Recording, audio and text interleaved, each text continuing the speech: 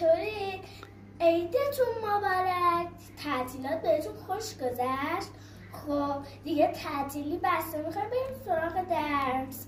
اسم درس امروزمون Our Senses، حواس ما. بزن برید. بفرمایید.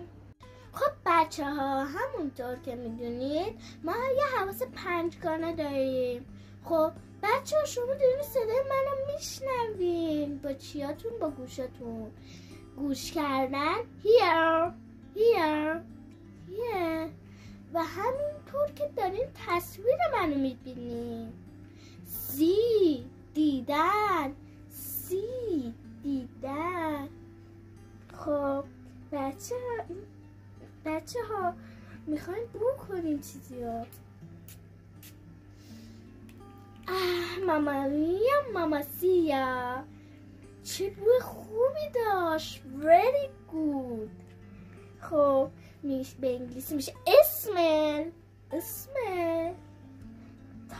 خب لمس کردن touch.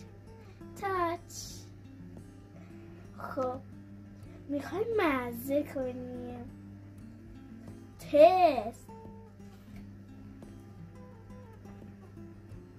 تست مزه کردن.